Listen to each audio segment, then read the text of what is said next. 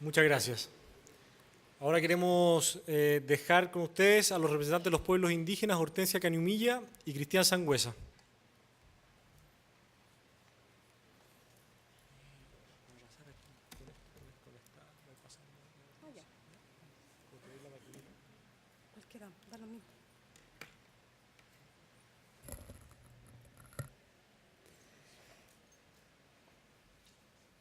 Pasando con esta. Ya, vale, gracias. Mari Compuché. Primero que nada decirles que a cada uno de ustedes le entregaron una carpeta en la cual dentro de ella están los artículos consensuados entre pueblos indígenas y gobierno para que hagan las preguntas que ustedes estimen convenientes. Primero decirles que el consenso no necesariamente significa un acuerdo espontáneo. La verdad es que los pueblos indígenas tuvieron el desafío de primera vez en la historia de sentarse a dialogar, y con ellos se forma la mesa de consenso y se llega a algunos artículos a consensuar. En primera instancia se crea la comisión mixta entre pueblos indígenas y asesores jurídicos también pagados por el gobierno, que eso también hay que decirlo.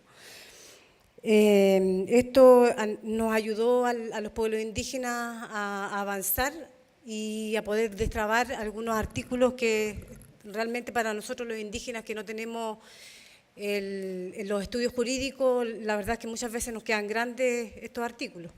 Por lo tanto, esa asesoría era necesaria. Hay que decir que el consenso también nos lleva también a crear este objetivo del reglamento, que es crear un mecanismo que permita ejercer el derecho a la consulta de nuestros pueblos indígenas.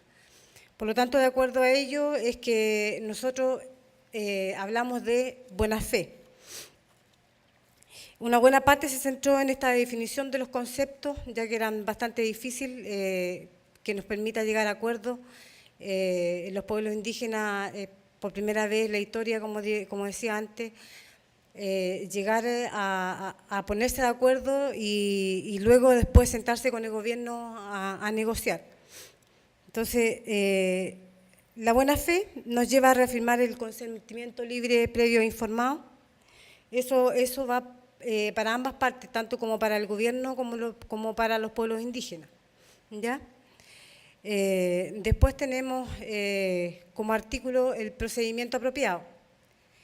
Este se refleja en prácticamente en la particularidad de las comunidades, o sea, de los pueblos indígenas, ya que cada uno de los pueblos tiene una cosmovisión distinta, culturas distintas, idiomas, creencias, las manifestaciones, entonces que son propias de cada pueblo indígena.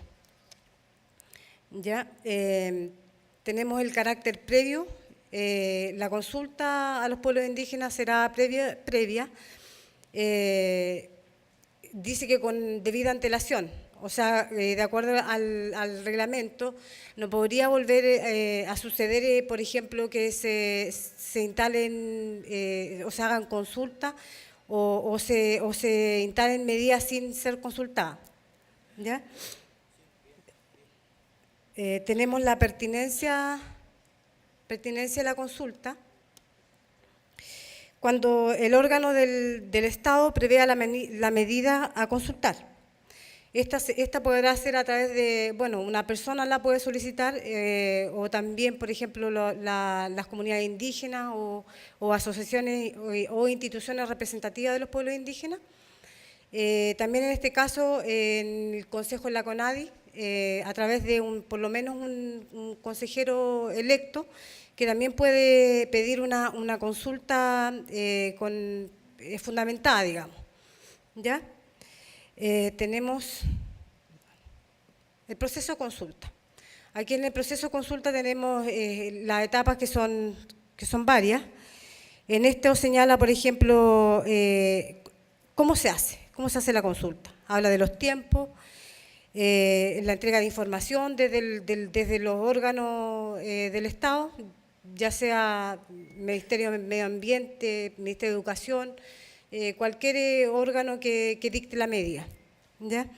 Después tenemos la planificación, el diálogo con los pueblos indígenas, y acá tenemos lo que es deliberación interna de los pueblos indígenas. Por último, tenemos la sistematización del proceso de consulta. Esto lleva a buscar el resultado y bueno, crear un informe que permita también tener todos los resultados como proceso de consulta. Y aquí en los pueblos indígenas incorporaron un inciso final, que obviamente no llegamos a acuerdo con el gobierno, por lo tanto quedó instalado y me voy a permitir leerlo. En el caso que sea necesario, el consentimiento regirán las normas dispuestas en el convenio 169 de producir restricción a derechos de los pueblos indígenas durante el proceso de consulta. Se deberá establecer las mitigaciones y o reparaciones equitativas según corresponda, que deberá considerar la medida a dictar. Con todo, el órgano competente deberá justificar la necesidad y proporcionalidad de la medida, la que siempre deberá respetar y proteger los derechos de los pueblos indígenas. Está bueno que este párrafo final quedó instalado, o sea, la verdad es que no llegamos a acuerdo, el gobierno no lo aceptó, digamos, ¿ya? Después tenemos la suspensión del proceso de consulta.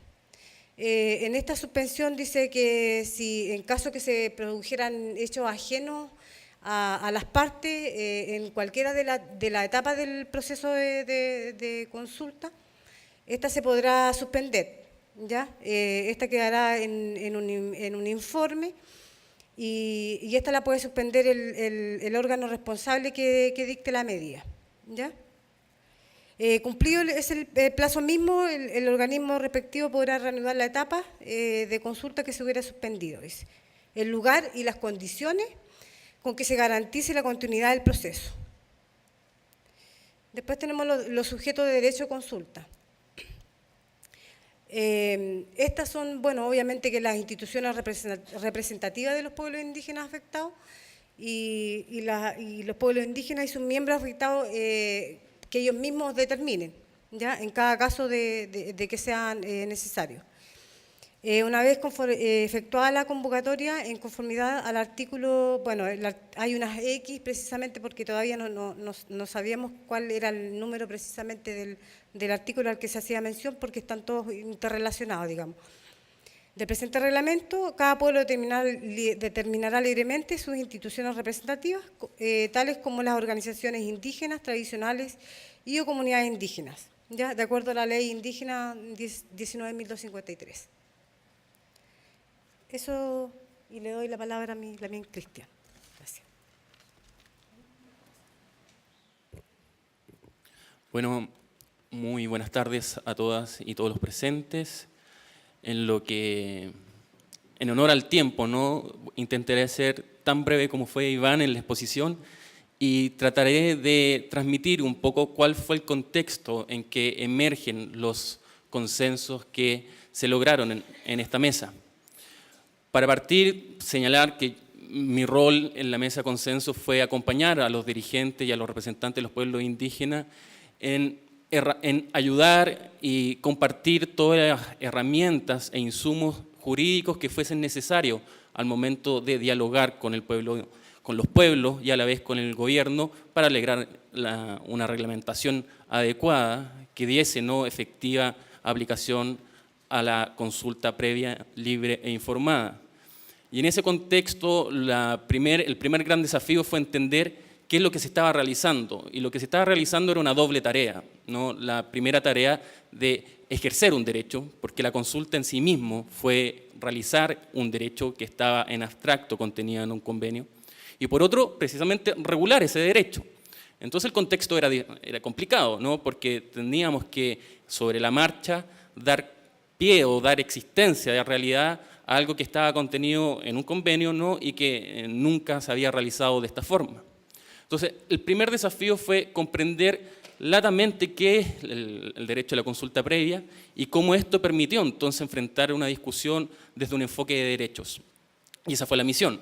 La primera misión entonces fue señalar y compartir en un diálogo fraterno entre los pueblos que el derecho a la consulta previa no es solamente un procedimiento, sino que es un ejercicio de un derecho que está íntimamente relacionado con otros derechos que están contenidos en tratados internacionales.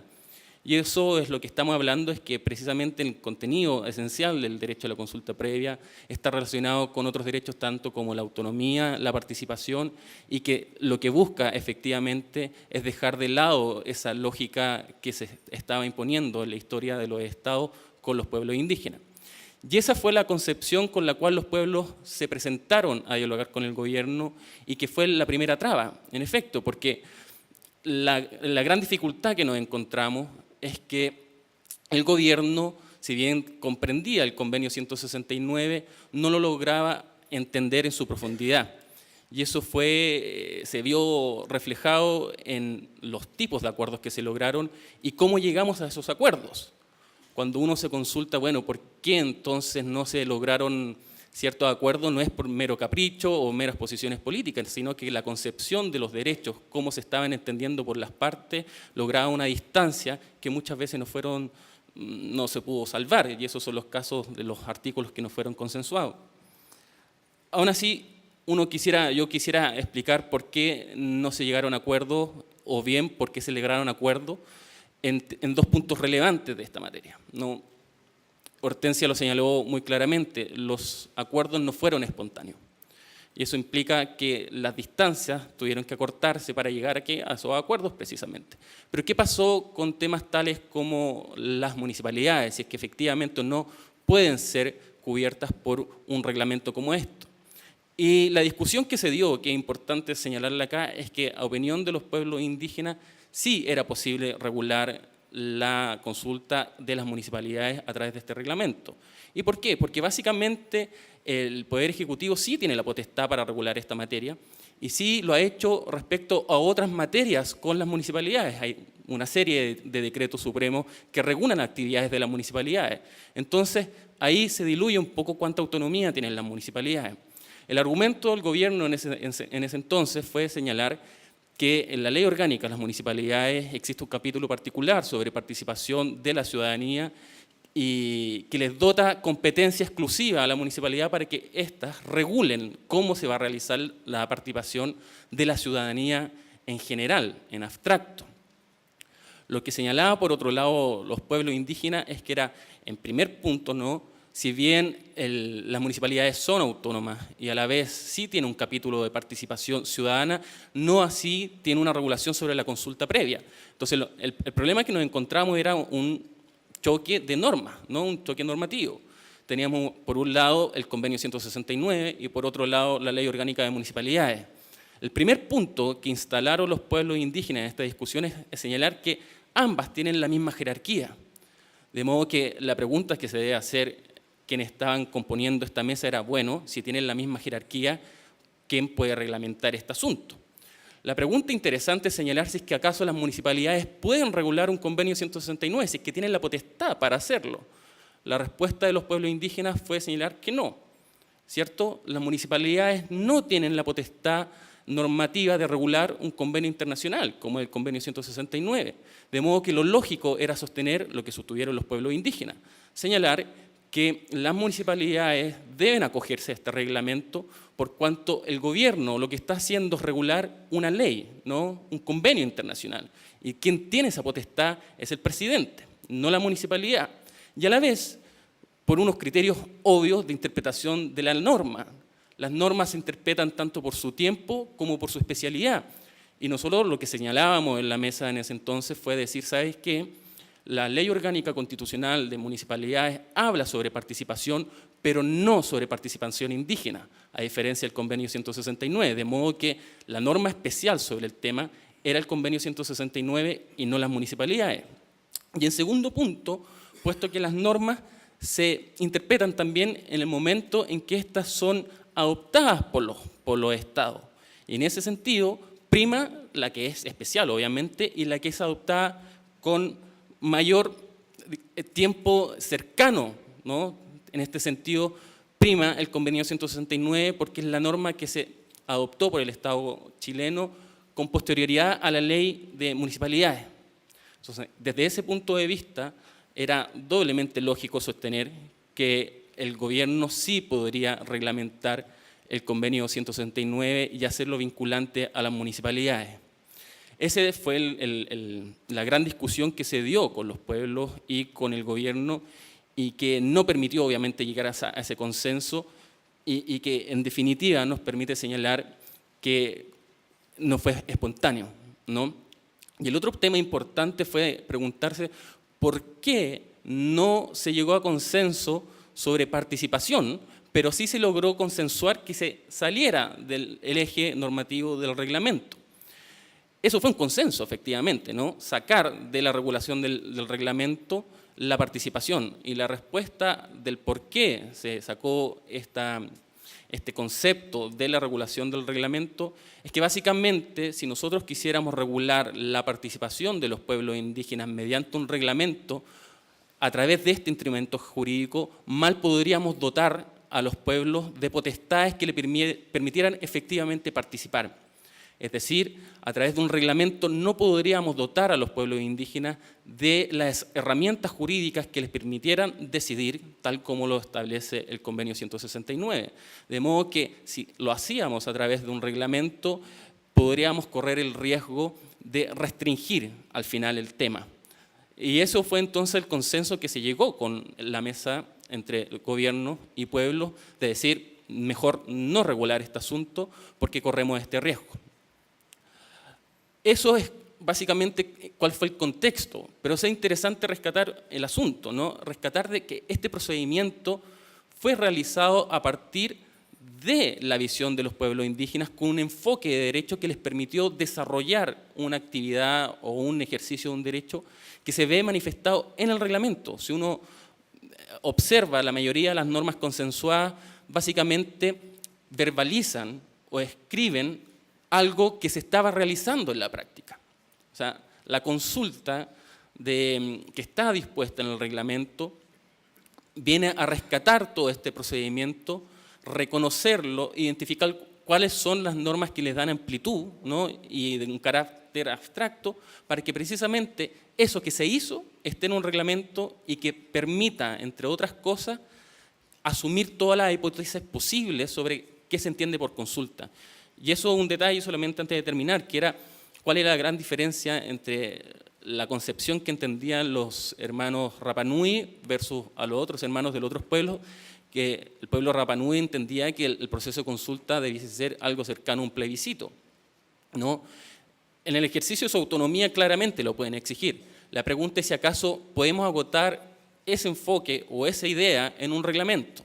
Pues bueno, este reglamento que se consensuó en aquellas partes que permiten dar, ¿no?, certeza a la consulta, es que la idea que está contenida en ese reglamento permite asumir todas estas otras hipótesis. ¿Por qué? Porque bien lo mencionaba Iván, la consulta, el procedimiento de consulta, el margen que tiene que cumplir ciertas etapas establecidas en el reglamento, va a estar definida siempre por los pueblos indígenas en consenso con el gobierno. De modo que perfectamente el pueblo Rapa Nui podría, aplicando este convenio, llegar a un proceso de consulta reflejado en un plebiscito. Así que solamente rescatar, agradecer a los pueblos indígenas por este trabajo realizado, por la confianza entregada y esperar que obviamente en aquellos desacuerdos que están de manifiesto, el gobierno tome la iniciativa de respetar a los pueblos indígenas y sus derechos y de este modo regular de una manera adecuada y pertinente este derecho. Muchas gracias.